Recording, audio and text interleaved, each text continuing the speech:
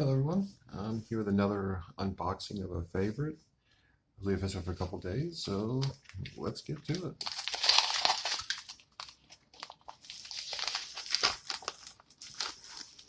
As it's been apparent for a while, I'm an avid G.I. Joe fan.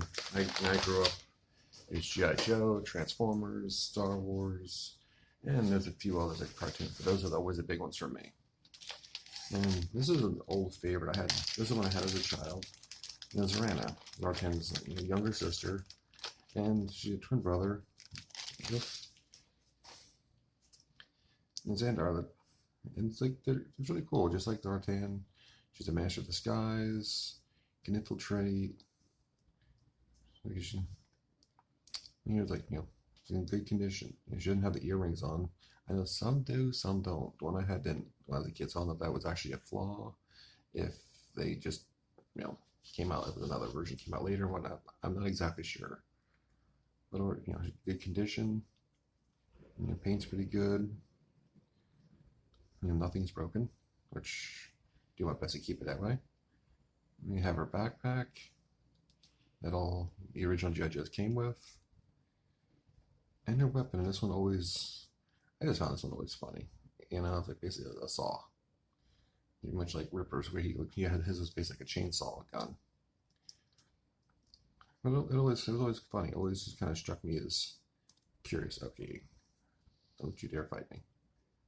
Right, nothing like breaking a thumb on air. Okay, there you go. Almost. I'll worry about that later. But which is pretty cool.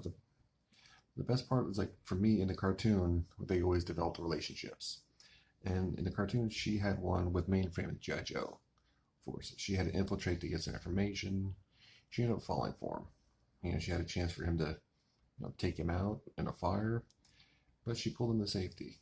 He later returned her favor, and let she carried on another episode. It's kind of cool because when I started collecting these, it was mainly to get the original group I had as a kid that I first got, like Christmas or birthday morning, is before the miniseries even came out. My parents got me a handful of figures, the G.I. Joe vehicles at the time, so I was like, really cool.